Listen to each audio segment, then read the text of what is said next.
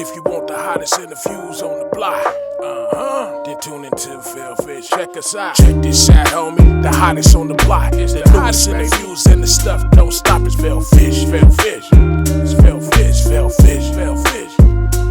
If you want the hottest interviews, then be up on the block. Then tune into Vellhudson, cause man, it don't stop. Vellhudson. What's up, it's your man, comedian Rick Michaelson, wilding on a whole bunch of other shit, but that, it's not about me, it's about Vellhudson Podcast. Yeah, I got my man Jared Freid on the Vellhudson Podcast. I appreciate you giving me some time here, man. Of course. Good to be here. I love Kansas City. Have you, I know you had a bit about it. Did you try some barbecue? I got the barbecue. I went to Q39. I know. I feel like I disappointed people with my choice. It's such a. It's like a franchise. Is it? Yeah. Which one would you have gone to? Either Gates, Big T's. I guess Big T's didn't even come up. Gates, I heard a bunch. Gates. Big T's. They're not great with, what's it called? Customer service. You can cuss that, but that's where you get the best food. Gotcha. So it's like, is that kind of their thing where they're like yelling at you? Yeah, but Gates is the worst one. Once you walk in Gates, they'll yell at you. Oh, really? Like you have to know what you're getting as you walk in Gates. Oh my God! There's so much pressure here on the barbecue. It's just like, it's hilarious to me that like the barbecue says something about you. Like me going to Q39, people are like, "Ooh, fancy pants." That's kind of what it is. Out in Shawnee or over it was Midtown. Midtown. Okay, Midtown. Yeah, you don't want to get Midtown barbecue. Not well. All right. So one of my observations, the energy, able to sustain the energy. Sure. What makes you able to keep the same energy? And that was a tough bunch in there. Yeah, the second show was tougher than the first. I love doing stand-up, so I'm having fun. And, that's my energy. That's my show, is to be a fun show. So it's like... That makes sense. I also, you got to keep in shape. I'm going... every day doing curls. No, it's like, to me, I come into the club, ready to go. It's not like I spend the day, getting fucked up and then I'll just drop by the show. No, this is, go to work. It's your job. Yeah, it's your job. And also, I'm the type of guy that if I saw someone on stage, to me, I am there to perform. Mm-hmm. So when people come to the show, they paid money, they've got a babysitter, they did all this shit, they made their night. You're the night, so you better fucking bring it. You better sing, dance, and dust. That's what I try to do. So it's that makes sense. Sometimes I see people that are the problem with stand-up is that no one needs you to do it. So, yeah. So there's nobody if we don't have a stand-up comedian, how will we live? We'll live fine. There'll be other ways people will laugh. We'll find other things to do. So my energy on stage is more appreciation for the people that come. I really that makes do. Sense. Because a lot of comics will just talk shit about the crowd and say it was the crowd's fault. And No, you can't do that. And also, like you said, the second crowd was harder than the first. Yeah. They were harder. I don't hate them for it. That's just the situation that you're in. It's like being mad at the rain. It's raining. You bring an umbrella. Fucking figure it out. So when I say, I'll do things. I'll make fun of the fact that they're not laughing. I'll make fun of the fact that they're it's a dead room. It feels like a dead drum. But I think the minute comics get mad is the minute they've lost control. I agree. That's a good point. That's a real good point. Because there's nothing you can do, and it's also hey, this is your job. It's not supposed to be easy. It's not supposed to be easy, and also it's not their job to laugh. It's their job to have fun and be quiet and listen. That's true. We think, they should come and laugh at everything. No, if they laughed at everything you said, it would be easy. Everyone would do it. That's a good point. So I spend a lot of my time, I write bits that I have fun telling. So I hope they have as much fun as I am, and if they're not, I kind of call it, I tell people, even, also, us comics, we're at the club every night. Most people go to a comedy club once every 5 years. They're not going every time. So sometimes you'll see someone in the front like this, and it's some of them don't know what you need them to do. So I always say that's that, fair. you know, so like have empathy for them. They walked into your work. If you walked into their work, you'd be like, where do I sit? What do I do? Should I say something? Should I not? They don't know. Everyone has a different idea of what stand-up comedy is. So like when I see someone in the front, like on their, I always say to them like, well, that's fun energy. This is fun. Like I make fun of it because I'm coach them up a little bit though. coaching them up. Just let them know, hey, this is not how I want you sitting. I want you ready to. I need you in an energetic position because I'm going to come out with jokes, and I need an active listener. That makes sense. How long you been doing it? What's the 10 years. 10 years. So there's a saying, you know, like when you start comedy, I'm sure you heard it when you first started. It takes 7 to 10 years to find your voice. Yeah. Do you believe that? And did it take 7 to 10 years to find your voice? I had heard the Seinfeld quote where like, is it Seinfeld? It's like your age and the years you've been doing is your age. Yeah. So when you're 10 years in, you're 10 years old. Yeah. So it's like, that always made sense to me. I think I'm still looking for it. Like I still, you know, there's this thing where like Louis C.K. was like doing a new hour every year. And like, I do feel pressure to like have new material all the time. Yeah. But I'm always wondering, I'm like, you know, so many comics are putting out albums now. Like there'll be people that are like a year in, here's my new album. Yeah. And you're like, because they have access to it. That doesn't necessarily mean it's a good thing. That's true. I didn't put out an album until a year ago. You know, and even then I was like, ugh, I don't want to do an album. Like, because I was like, I'd rather have so many arrows in my quiver than arrows being jokes. Like, I'd rather have that's a good reference there. That's a you good know, thing. so like, I want to have so many arrows in my quiver that like, someone could come to the show and like, you would see a different combination of shots that show. But because I also do other things. So like the reason people come to my shows never having seen me do stand up. And it's like, well, why'd they show up? Well, I'm funny other places. You know, there's so many avenues to be funny online. That's what I'm trying to explore into. Yeah, so like they will come if they trust you. And then and listen, I hope to come back here next year with a new hour of stand up or at least close to that. Yeah. But I would hope that everyone that came this time is like, okay, I'm following this guy, and if he comes back, I want to see the new perspective. Like, Okay. you know, so That makes sense. it's just very difficult to keep track of. And, you know, like if I was to ever do a special, I would want to be able to go, okay, let me pick and choose the best of.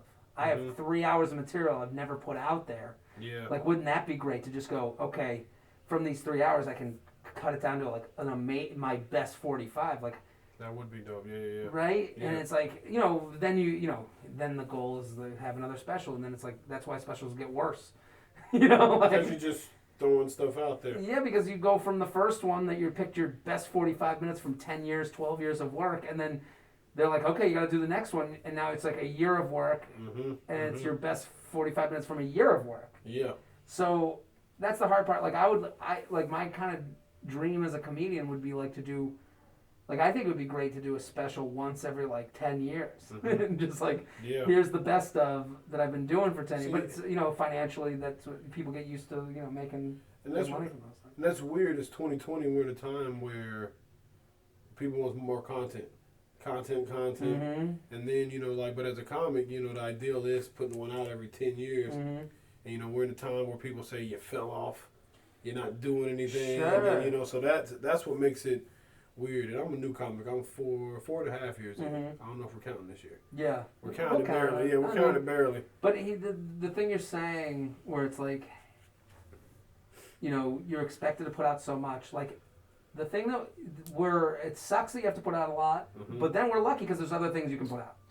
So for every, like, instead of putting out a stand-up bit, like I yell at The Bachelor. That's where I'm funny. I do the podcast. You're doing the podcast here. Like, you're building an audience. And it's like, stand-up is, you know, I once heard, I think Kyle Kinane said it. I don't know him, but I've heard a quote from him saying, stand-up is the prize.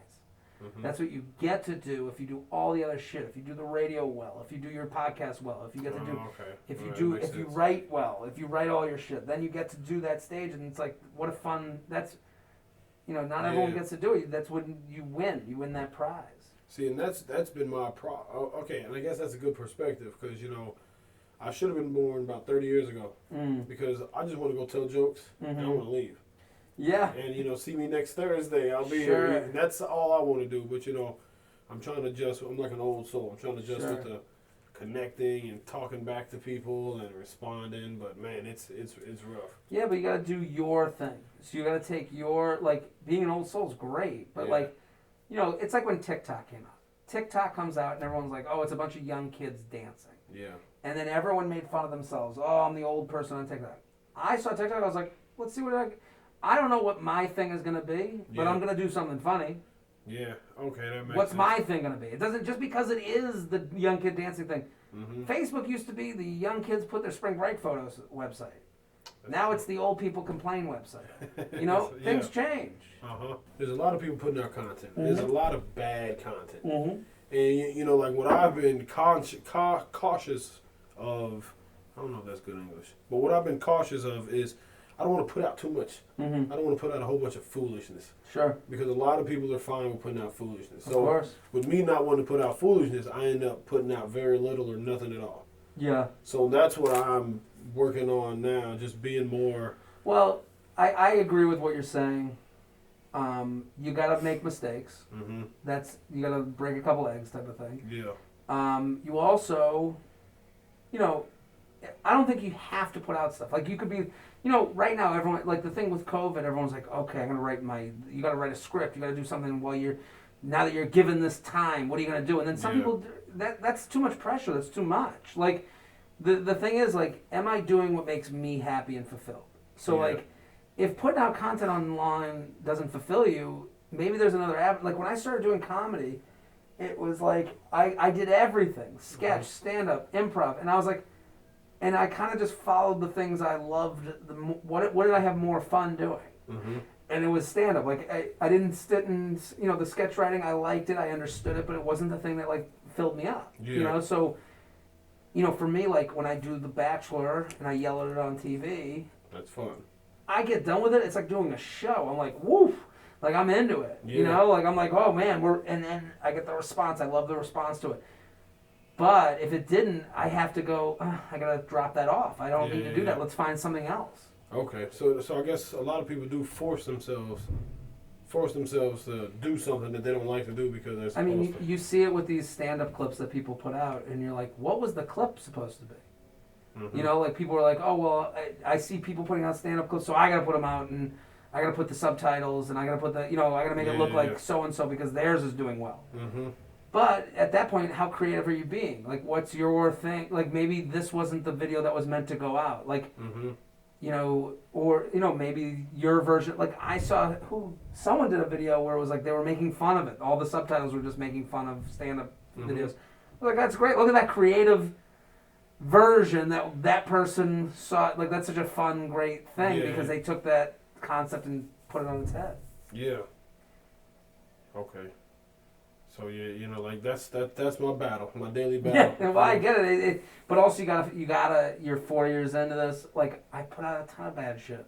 You know, like it's that's like, what I hear. Everybody say, you know, you gotta be bad on a few things, and you gotta be bad before you get good. Like, that's how it works. And it's like also looking to friends and going, hey, what do you think of this? Give me some notes. Like, and I'm good at getting advice, just as far as like, hey, listen to this joke, and then have somebody look at you silly. Oh, it sucks. The worst feeling in the world. But if you're asking, you have to be ready to be told. That's true. So if you sit, like, you know, sometimes I'll get done with something, and then I'll send it to someone and go, what do you think? And all I want them to do is go, great, good to go. And it's like, well, you didn't really ask them for advice. You didn't ask for notes. When I send something to someone, I kind of direct them with what notes I'm looking to get. Hey, this is done. I just need a little push, a nudge. Are there any few things before I send it out?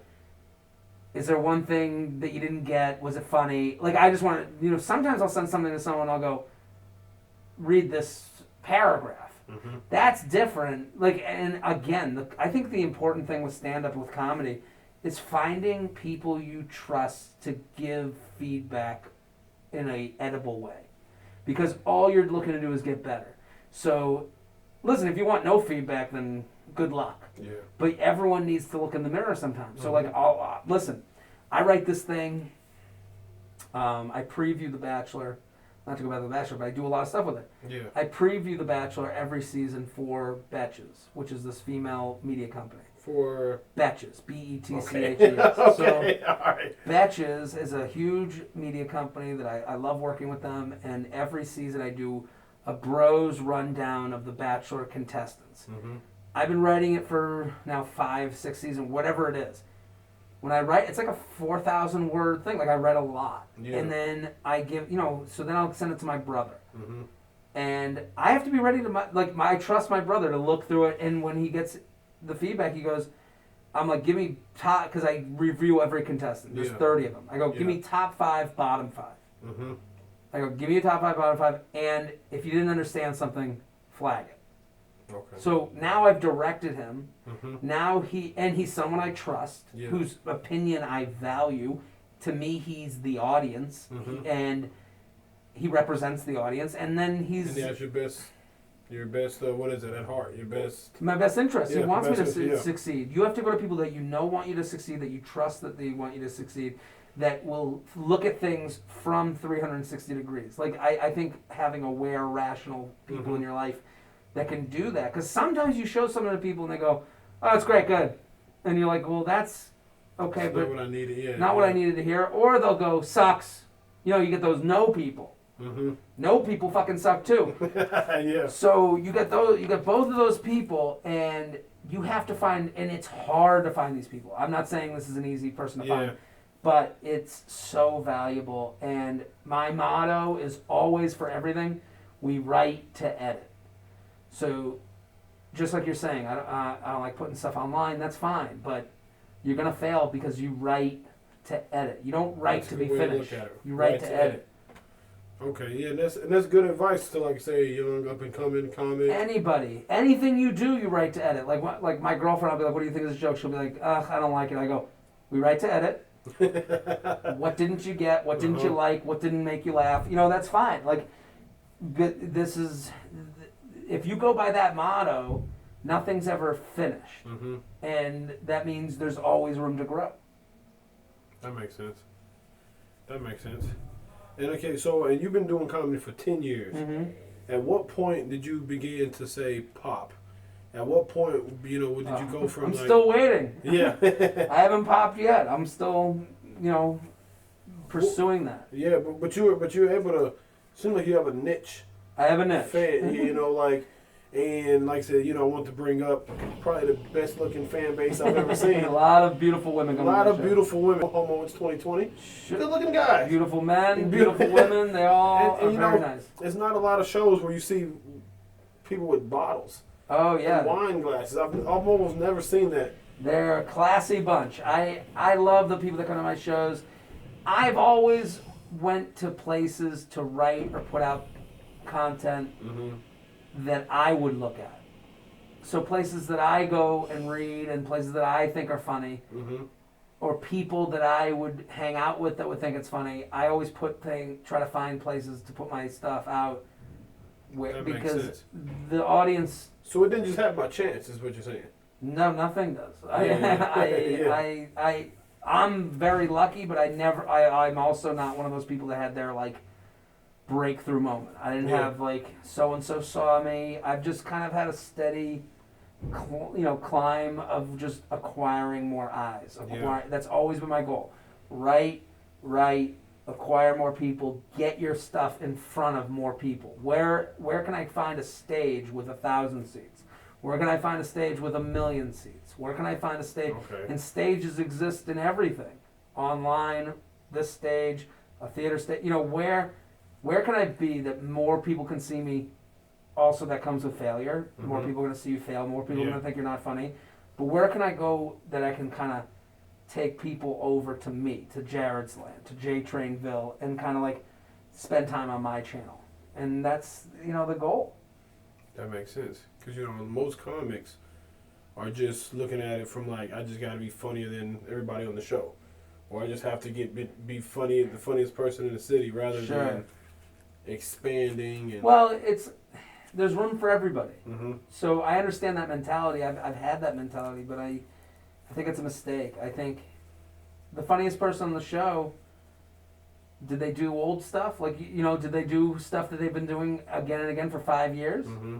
You know what I mean? Like, I used to go to open mics in New York City, and I remember I would go up and do the open mic, and, like, I would do kind of badly, whatever, but I would, okay, I'm working on that bit, whatever. And then you'd see someone go up and, like, crush an open mic, and you're like, and I would be like, wow, that person's so good. And then, a year later, they're doing the same stuff. At an open mic, you're like, this is where you should be failing. Yeah. Are you growing? So, like, again, rating yourself by the other people on the show will never get you anywhere because you don't know what everyone else's goals are. I also remember I was at an open mic once, and I saw this guy go up, and I was like, oh my God, that was the funniest fucking set ever. Mm-hmm. That can be defeating because you're like, man, this is an open mic. He's doing the funniest set. This guy, everything was worked out. He's so good. And then, like, 2 nights later, I saw him do the set on Conan. And I was like, oh, he was practicing his Conan set. So it's like, you don't know what anyone else's goals are in the room. Mm-hmm. You don't know if someone's sitting there going, man, I want to be the funniest guy in Kansas City. And you don't know if there's another guy on the show that's like, I want to be the funniest guy in America. Like, everyone has their own goals, and if you rate yourself against someone else on the show, it lacks context. Yeah. The reason I do this podcast, I like to talk to successful people, or at least people with a plan. People that, like, and I ask you, like, how long, like, you've been doing it for 10 years. Like, I'm interested in the progress and the steps to getting where, you know what I mean? And most people aren't goal-driven. Most people don't know what they want. They just, like, want to make it. So, but no, it's interesting, the focus. And yeah, I think it's all about perspective. Like, I mean, my podcast, we talk about dating and relationships, and I love talking about that stuff, but, like, a lot of people, it's not that they're doing the wrong things, but that they're looking at it from the wrong direction. Mm-hmm. And I think that's a big thing, and I'm guilty of that as well. Like, I've done that with comedy, where I'm like, you get mad or upset. It's like, oh, but if I looked at it this way, it's, oh, shit, I got a new bit out of tonight. Oh, everything else failed, but the new bit did well. Yeah. Okay. That's a new bit that could be on the album that makes, $1 million. Makes the money, Okay. So, with dating, that happens a lot where someone will go, I don't like, should a guy pay for the first date? That's like a common question. Yeah. Should a guy pay for the first date? And I'm like, if you change the perspective on that question, how do you feel when a guy doesn't pay on the first date? That's a different perspective. Mm-hmm. There are no shoulds. Yeah. How do you feel when someone, well, I don't like it. Okay, so then you should not date someone who does that on the first date. Well, you know what? And not to change, but it's kind of the same. I've listened to a few of your podcasts, and, like, when you give women advice, it's honest advice, but you say it in a way that they can hear it. Well, that's I think it's hard with advice because a lot of people feel that they're being judged, and I'm not looking to judge anyone. Mm-hmm. So a lot of the advice I give is not advice at all. It's just like, hey, I would do this because it will produce a response that will tell you the answer that maybe you don't want to hear. Male or female, if you're on a date, if you're dating someone, they don't get back to your text, and you go, well, when's the next date? And I'm like, they're either gonna make it or they don't. Mm-hmm. So I always, if you want to go on a date with this person, you let them know, I can't wait to see you again. What night are you free? Because I would love to do a date. Own it is what I... Own it, yeah. So, and it's like, that's much less advice. It's more just a process. And that's how you would go about it. Or, I would if I was brave, it's brave. You're always brave when you give advice. It's a lot, you're a lot less brave when you have to take the advice, yeah. So... You're from Boston. I'm from outside of Boston. Yeah. Outside of Boston, but you moved to New York. Moved to New York. So you're based out of New York. Yes. What is it? I don't know if is it something in the water? Is it something in the... What is it? Because, my favorite comedian is Patrice O'Neal. The best, yeah. And my favorite brand of comedy is that New York, the cellar. Sure. The tough crowd type. Yeah, of course. So, like, what is it that... what is it? O'Leary is from there. Bill Burr's from there. DePaulo. Louis C.K. What is it? Like, and I do know a little bit of the history. They said in Boston, when the comedy clubs, I think it was in that Chinese club. It was in the dang ho or something like that. Dang, yeah. But they said it was a certain type of comedy that was there. It was like fast, in your face, and it was. Well, Lenny Clark, he's kind of like Clark, the guy, and Don Gavin, and it's all the thing about Boston is everyone is funny and everyone is ball busters. Oh, okay. So like you have to be a bit, everyone in the crowd is a ball buster. They just like my grandmother was the biggest ball buster, and everyone fucks around, everyone talks shit. Mm-hmm. It's also so you always have to be punchier than the audience, and you have to be ready to like come back at people. Yeah. So like you're kind of training for that. Like everyone, your whole life. Yeah. So it's like. And everyone operates that. Everyone's just like kind of talking shit, but with a smile on their face in Boston. Like that makes sense. There's politeness, but there's a ton of just honesty. Yeah, like I remember I did a show in Boston. My grandmother came and she was like, I was like, "What'd you think, Nan?" And she goes, "Why?" And I was wearing a hat. She goes, "Why'd you wear that stupid hat?" Like that's her first response. So it's like. That's just kind of how everyone is. Yeah. And, it's, So it just happened to kind of make everybody, like, almost like, the NBA's black now because, how slavery was, that sort of unintended. I don't know the history on that. Like unintended consequences, like everybody talks shit and everybody's kind of ready. That's sure, yeah. I think everyone's just kind of ready to like talk shit with each other, so I and everyone's just funny. Everyone just has that like that Boston. I don't know. I wish I could explain it. I probably there's probably a better explanation than what I gave, but yeah, well, like I'm trying to spend more time, and I want to do a whole bunch of interviews in Boston because I want to come down, get the. Boston's a great city. It's just everyone's super funny, and also there's so much different types of comedy in Boston. Like, like Conan's from Boston. In Dana Gould, and like those are too many. Yeah, there's just so many different types. Like you could be in, Bobby Kelly. There's like there's like Harvard kids that go right at the Harvard Crimson, and they're like, so it's like, it just has everything, every type. Yeah. Okay. So I remember I saw one of the episodes when you was talking about Delta. Yes. Did you ever get in touch with Delta? Did they? No. I love Delta so much. I'm a Delta fan, but no. I tried getting the podcast on their screen, and it just never happened. Word. I appreciate you taking the time, man. Dude, I appreciate thank you for taking having the time. me. No problem. Of course, it's a pleasure. At Jared Freid, go follow my shit. But I appreciate you having me on. It's no problem. I appreciate it, man. Thank you. Thanks. Stop, it's fell fish. It's fell fish. It's fell fish. It's fell fish. It's fell fish. If you want the hottest in the